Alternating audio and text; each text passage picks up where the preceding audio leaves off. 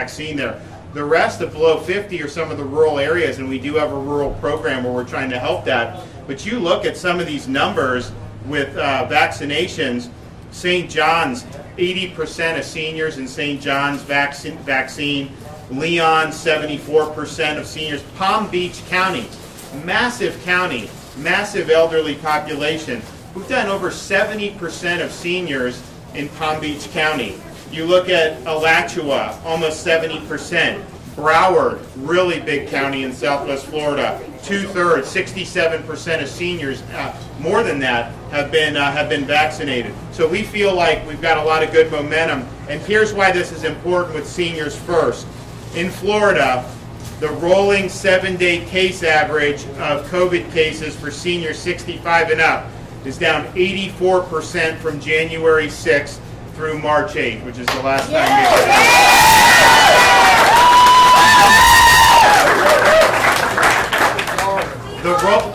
the rolling 7-day average for hospitalization for seniors is down 79% from February 3rd until March 8th. And so we think that's something that's really, really good. We're also excited because we've done millions of seniors, and we still, whatever senior wants it, obviously we want to do it.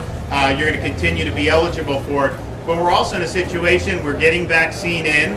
We've had the vast majority of seniors have gotten the shots. We're going to be able on Monday to lower the age to 60 for folks to be able to go do it. So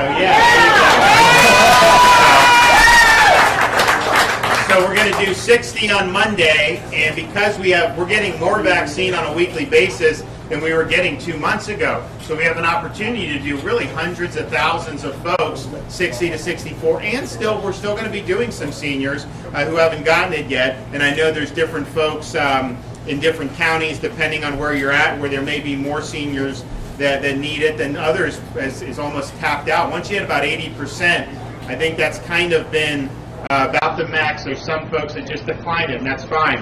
So we're going to do that. But then I think and sometime in March, we'll be able to lower it to 55 and do that as well. And the bottom line is, once you get below 50 on this thing, unless you have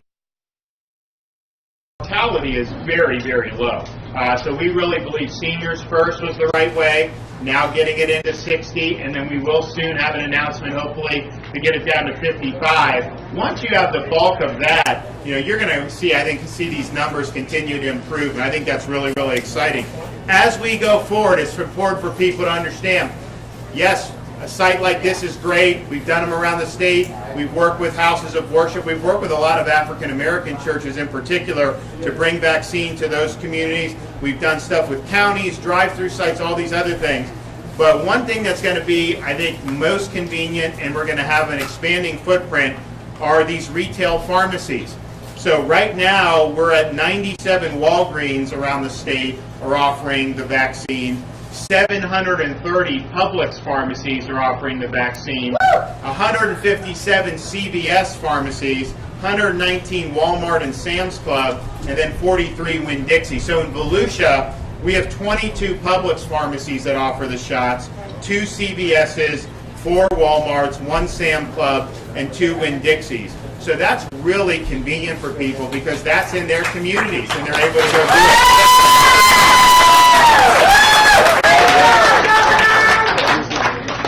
Webster Barnaby, ladies and gentlemen.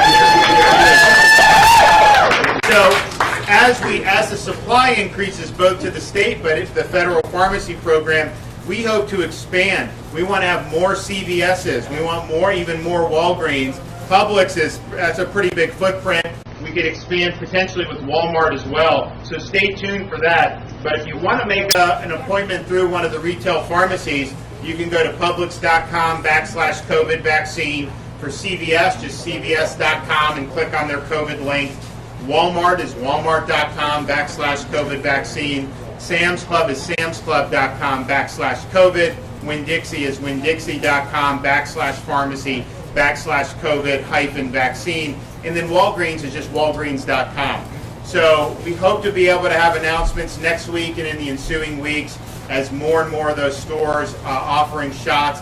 I think it's been something that's been very significant for an awful lot of people, and we're excited to be able to do it. One thing that people don't talk about that's important, we started weeks ago a homebound seniors program. We started inoculating Holocaust survivors and World War II veterans and Korean veterans. We've now done over 1,500 homebound seniors.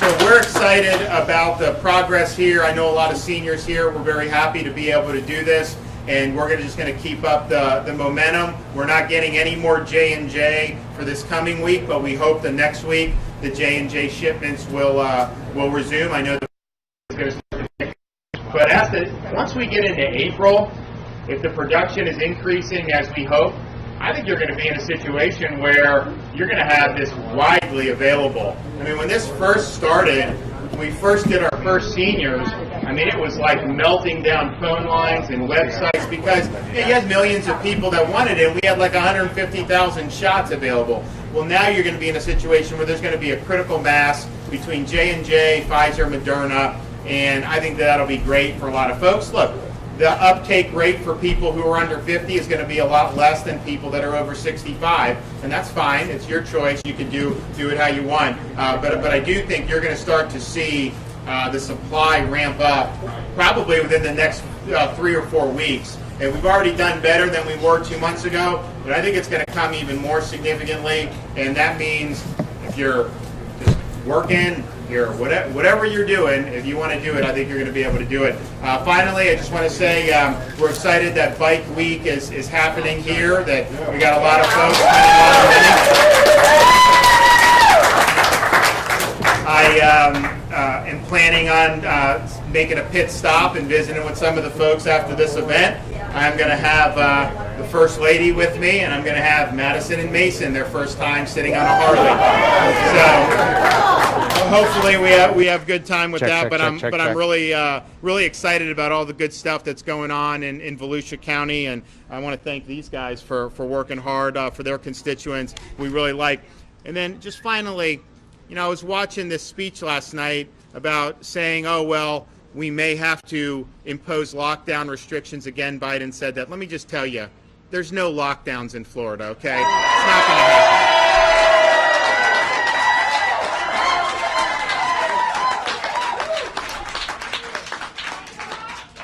happen. We're not letting anybody close. We're not going to let anyone close schools. We're not going to let anyone take your jobs.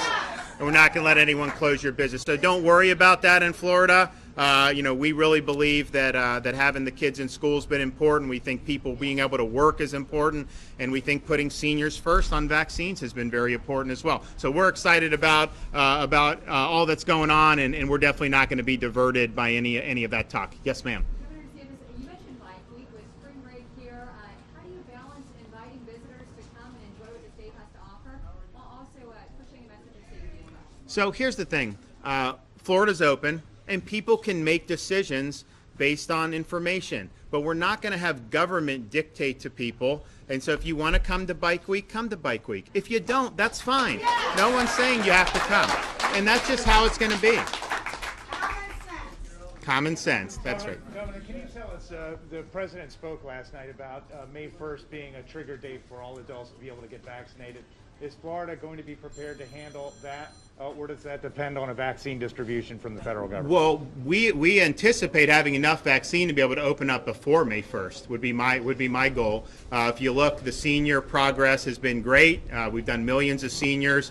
We'll have some more seniors that still need to go through, but we've gotten the vast bulk of them. I don't know, you guys, how many of you have had shots here? Yeah, see? There you go. See, most of them had it. So and then we think 60, 55. The 55 will happen sometime in March for sure. But I think as we get into April, we would be looking to do it. So I think it'll be certainly before May 1st where we'll be able to open up to all adults. And it's only for 18 and above for Pfizer, 16 and above for Moderna. I don't know J&J whether they did 16 or 18.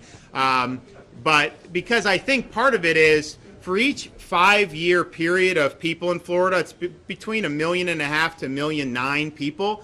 The issue, though, is once you get below 45, it's going to be probably a third of the people are going to want it. The seniors, we have 2/3 to 70%, 75% want it. So it'll be expanded, but I think the demand will be a fraction of what the demand is for older people. Do you have a concern about what the president was talking about regarding a timeline for people to potentially not have to concern themselves with social distancing or masking? He seemed to say that that's just as important as we continue with vaccination. So here's Do you what I agree would with say. that? If you want people to get the vaccine, then you tell them you get the vaccine and then you live your life. When you tell them you have to abide by all these restrictions infinitum, then that tells somebody who's maybe 30 and why would you do that? So I think the public health messaging needs to be, and this is what some of the like Israel did, some of the other countries have done, and so I think it's a little bit odd when you say get the vaccine, it's important, but then nothing changes.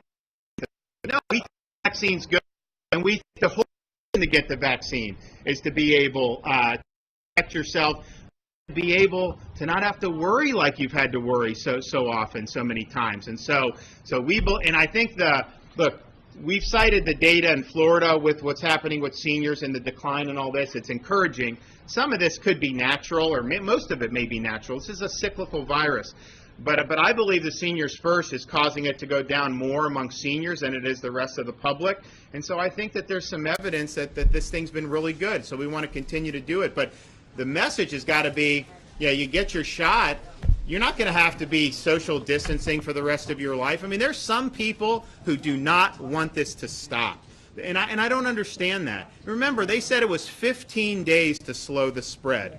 And now we're on day 358 or something like that now.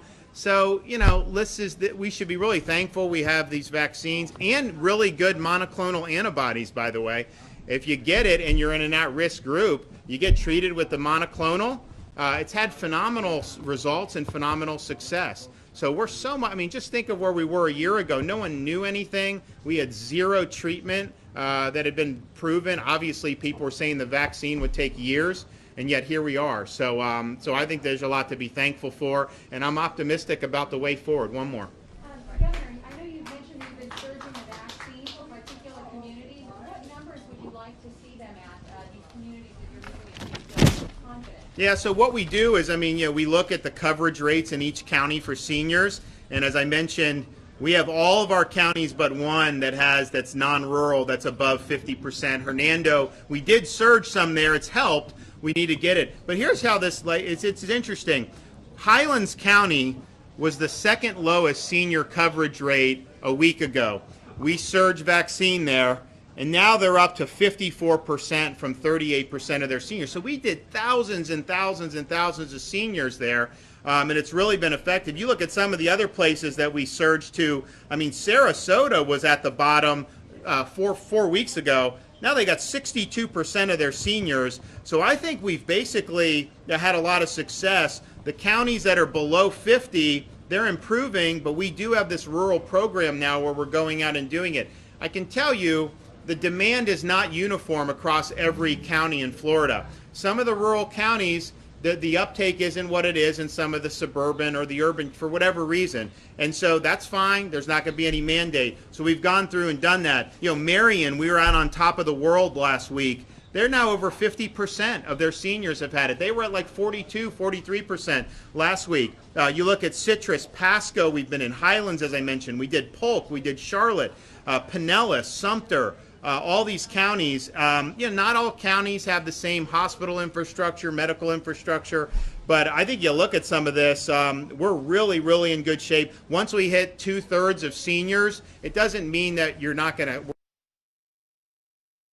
But I think realistically, you do start to see the demand peter out. And we've seen it. St. John's is a good example. That's 79% of seniors, but they've been over 70 for like the last week or two. And it just really starts to trickle up because I think they've reached critical mass with all their vaccines. But bottom line is this. Florida, our unemployment is 4.9%. You look at some of these other... It's 4.9%. 100% of parents have the right to send their kid to school in person. You look at some of these other lockdown states, they've got like 10 or 15% of the kids that can even go to school in person. You don't think that's going to have a long-term impact on their upbringing, on their lives, on their fabrics of those communities? It's going to be devastating that they haven't been able to be in school. And yet, you look at the senior citizens in Florida. If you look at the per capita mortality for COVID for seniors, Florida, 40 states have higher mortality for seniors than we do. And we have we have the most seniors. And we've really focused on putting seniors first. And I think that we're now in a situation where people are coming here because they like the quality of life. But I really believe standing up for our kids, standing up for these jobs, and standing up for our seniors, that's really what you need to be doing to be able to do well. So we're all very fortunate. I can tell you, I was in the gas station just now. A guy told me, he's like, man, I'm so glad to be here instead of where Michigan. He was from Michigan. Or I have people say that to me from California, all these places. They're coming here, and it's almost like you're in a different universe sometimes, the way it is. And so we're proud of that. We're proud to have kids in school. We're proud of people being able to be jobs. I wish they wouldn't have penalized us on the stimulus bill. Because our unemployment's lower, they're taking money from Florida and they're giving it to the lockdown states that have high unemployment. That's not fair, and I think it's a really big mistake. But we'll be fine. Throughout the whole time, I didn't touch one red cent from our rainy day fund here in Florida throughout this whole time.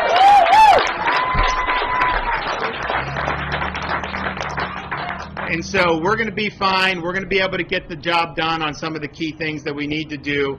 And, we're looking forward to be able to come back here to Volusia County very soon. So I thank you guys for coming out. And I'm really glad these seniors are getting these shots. God bless everybody. Thank you.